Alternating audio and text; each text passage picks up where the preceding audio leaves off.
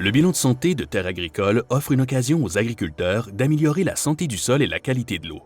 Depuis 2015, plus de 1000 agriculteurs ont dressé un tel bilan avec l'aide d'un conseiller en culture agréé ou d'un agronome.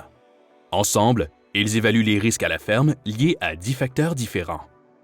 Les agriculteurs situés dans les bassins versants du lac Erie et du lac Saint-Clair, comme Lauren Moyer, y voient des bienfaits pour leurs exploitations. Madame Moyer a travaillé avec le conseiller en culture agréée Steve Redmond pour assurer la gestion responsable de l'environnement et améliorer la durabilité de son exploitation agricole à Lucan, en Ontario. J'ai effectué le bilan de santé de terres agricoles. Le processus a commencé à l'automne dernier quand j'ai suivi le cours sur les plans agro-environnementaux. Le cours m'a fait réaliser qu'il y avait certaines choses qui pouvaient être améliorées à la ferme, comme la santé du sol, le contrôle de l'érosion, l'habitat des pollinisateurs, la qualité de l'eau. Puis, le bilan de santé de terres agricoles m'a permis d'identifier plus précisément et concrètement ce que je devais ou pouvais faire pour les améliorer. Les conseillers en culture agréée comme M. Redmond peuvent apporter une importante contribution aux agriculteurs et agricultrices avec lesquels ils travaillent, comme Mme Moyer. Un conseiller en culture expérimenté s'y connaît bien en matière d'agronomie, de sol, de culture de couverture et de systèmes de production avec travail réduit du sol. Au fil des ans, j'ai travaillé avec des centaines d'agriculteurs et l'expérience acquise me permet d'analyser les fermes avec objectivité et de déterminer ce qui doit être fait pour améliorer leur durabilité.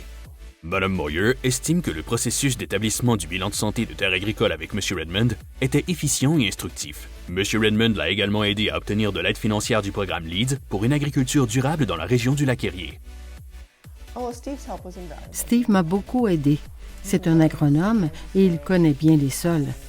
Il est venu à la ferme pour effectuer le bilan de terres agricoles. Il nous a fallu que quelques heures pour remplir les formulaires parce qu'il est beaucoup plus habitué au processus que moi. Son aide a été très appréciée. Il m'a recommandé certaines pratiques de gestion optimale, puis il m'a aidé à préparer une demande d'aide financière auprès du programme LEADS pour les projets qu'on voulait entreprendre à la ferme. Ensemble, l'agricultrice et le conseiller se sont concentrés sur les 3 principaux domaines de gestion. Il y a un certain nombre de choses que je veux améliorer à la ferme. Je veux améliorer la santé du sol à l'aide de cultures de couverture et d'amendements au besoin. J'aimerais commencer à faire des applications fractionnées d'engrais. Puis, je m'intéresse aussi aux habitats de pollinisateurs. Mme Moyer et M. Redmond croient que le bilan de santé de terres agricoles et le programme LEADS auront un impact positif sur les bassins versants des lacs Erie et Saint-Clair. Des centaines d'agriculteurs ont réalisé des projets pour améliorer la santé du sol, protéger l'eau et gérer les éléments nutritifs dans le bassin versant. Un bilan de santé de terres agricoles est un outil qui peut servir à tous les agriculteurs. Quand on s'est mis à étudier la ferme de Lauren, on a décidé de faire l'analyse de 3 zones, puisque la ferme compte 3 types de sols distincts. Ça nous a permis de nous attaquer aux aspects problématiques de chaque zone. On a identifié certaines pratiques de gestion optimale qu'elles pouvaient adopter. L'étape suivante était naturellement la préparation d'une demande d'aide financière à frais partagés du programme LEADS pour les projets ciblés. L'un de ces projets consistait à établir des cultures de couverture. Un autre était lié à l'amélioration des habitats de pollinisateurs, puis le dernier était l'analyse des taux de phosphore à différents endroits, ce qui est important en raison des différents types de sols.